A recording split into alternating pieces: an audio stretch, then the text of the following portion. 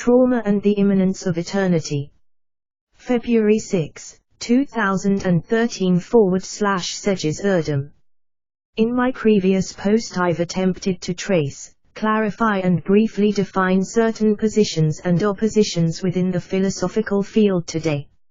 It is my conviction that at the root of philosophical inquiry lies a series of dialectical relationships between affirmation and negation, transcendence and immanence, reality in itself and reality for us, finitude and infinity, being and non-being.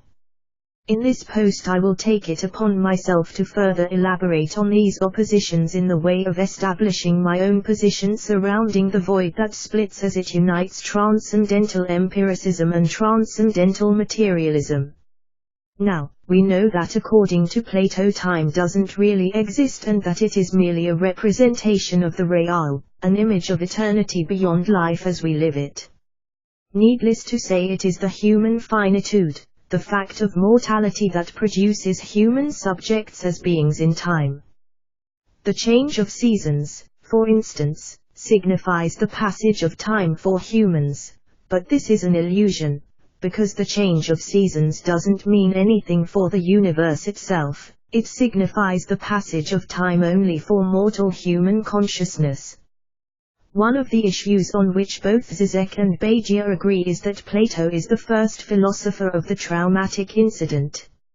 And one of the major insights of Plato is that an idea is that which interrupts the order of being. With the emergence of a new idea, another dimension intervenes the ordinary reality and creates a rupture within the process of becoming. If we keep in mind the POM idea and the Cartesian axiom that thought is being, it becomes clear why Ray Brazier, in his lecture on Prometheanism, the future and what it means to orient oneself toward it, that which is not, pits against this stance the idea that thought is non-being rather than being. Put otherwise, the correlate of thought is non-being rather than being. Brazier also says in the same lecture that being and non-being are entwined. To my mind, the interwoven nature of being and non-being signifies nothing but the correlation of becoming and finitude. It is at this point that the question arises as to whether a dynamic infinity is possible. Is it possible for change to take place within infinity? Can an eternal being not only exist but also change? As Bagia exactingly puts it in his lecture on eternity in time, philosophy is the conceptual organization of the relationship between time and eternity. Therein Bagia distinguishes four distinct conceptualizations of the immanence of eternity to time. The first one of these is the mystical experience where eternity is reduced to a point in time. The second one claims that the time is the realization of eternity. Eternity is time itself from the point of view of becoming. Becoming is the immanent realization of something which is eternal in nature. This second one is split within itself and has two different versions, Hegelian and Ietsiskia. Hegelian version sees time as the realization of the absolute. For Hegel, historical time is not in contradiction with eternity. The history itself moves in the direction of the complete realization of the absolute idea. Totality of time creates the absolute idea. In the second version of this second approach developed by Bergson and Deleuze, history is replaced by the potency of life and infinity is understood as life itself. The tension between time and eternity is resolved in the constant creative capacity of life itself. For Bergson, as it is for Deleuze, life is in time but goes beyond time. Life is the name of the immanence of eternity. The third one is the Platonic conception of time as an image of eternity. And the fourth one is the Cartesian claim that eternity can be created within time, that truth is a form of eternity in time. Bagia situates himself within the Cartesian tradition and clearly states that his whole project has been to prove that eternal truths can be created within time. His ambitious aim is nothing less than conceptualizing the immanence of truths as processes of eternity in time. It's all a matter of situating this truth as a process of eternity in time. As far as I know, Heidegger's aim in his Being and Time is precisely what Bagia claims the philosophical task to be, namely the conceptual organization of the relationship between time and eternity. For Heidegger, being in time is being towards death, but rather than simply implying that we will all die and there's nothing we can do about it, Heidegger's claim is that human finitude is a condition of possibility for change to take place, that change can only take place within time, and also that we humans should approach death with resoluteness. The fact of our mortality shouldn't paralyze us, quite the contrary, it should move us in the way of acting so as to change our condition of being in the world. For Heidegger, the meaning of death is not simply that we are all doomed because of the inescapability of our eventual demise, but that the thought of death is itself an opening within finitude. Is it worth mentioning that Heidegger does indeed introduce negativity, thought of non-being, into the order of being? Yes, it is worth mentioning, but it is not sufficient. For there's always quite a few more steps to be taken further in these fields where thought and language become one. And Gracia is one of those who have taken some of these steps. In his Nihil Unbound, Enlightenment and Extinction, Gracia asserts that thought has interests that do not coincide with those of the living. If I understand him correctly, Gracia's philosophical project is driven by a will to philosophize in the name of those who are either dead or about to die, those who live on the edge of life and on the verge of death at the same time. For Gracia, nihilism is not a closure but an opportunity for a new beginning, precisely because to be able to think that which is, we have to think that which is not. As is clear from the title of his book, his goal is to unbind that which is not, to give a voice to non-being. Contra Parmenides and Descartes, Gracia claims that the correlate of thought is non-being rather than being, and the capacity of thought to interrupt the usual flow of things is something to be defended. A traumatic incident usually interrupts the usual passage of time for the traumatized subject. It is as though time doesn't pass anymore, time is frozen, and the subject who has lost a loved one or had any other kind of disfiguratio in his /her life is stuck in this frozen time. The traumatized subject usually locks him /herself at a time before that traumatic incident and is trapped within an endless process of mourning. As I've put it in my previous post, according to the orthodox interpretation of Freud's mourning and melancholia, this subject is melancholic.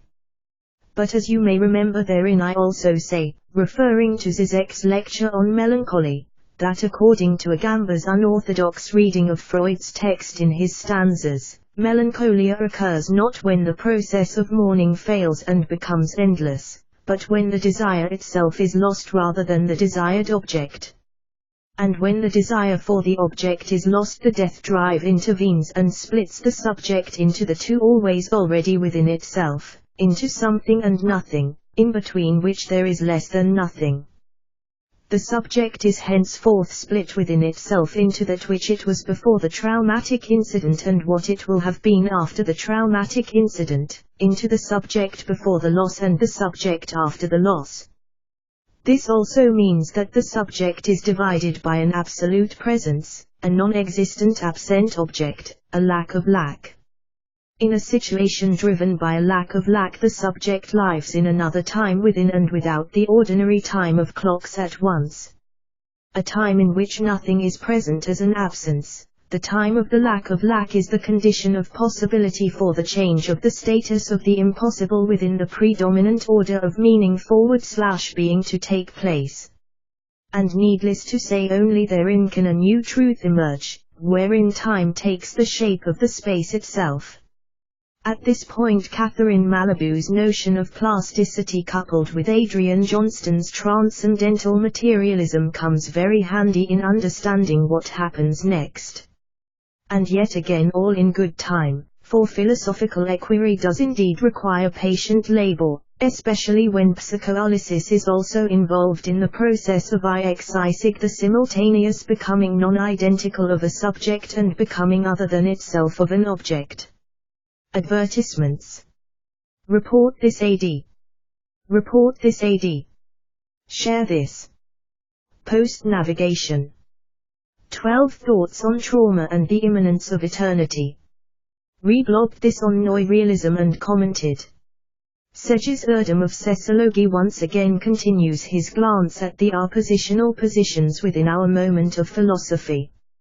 From Plato through Bajia, Zizek, Brassier he gathers the threads that shift us between being and non-being, trauma and the immanence of eternity. Pigback, Dark Chemistry Aka S.C. Hickman on the Ayatsiskia subject, or, the Prison House of Delirium Sense Logic. Pigback, The Immortal Subject Beyond the Life-Death Drives Sense Logic. Pure Brilliance. I have lived this, and emerged from within this, thank God. Thank you so much for your clarity and synthesis. Pigback, Day Now.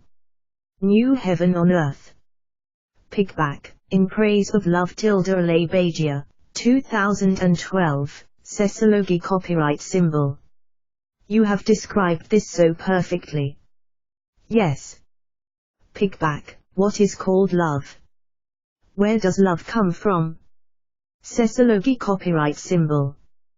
Pigback, Chapter 6, Literature, Psychoanalysis, and Trauma Sense Logic.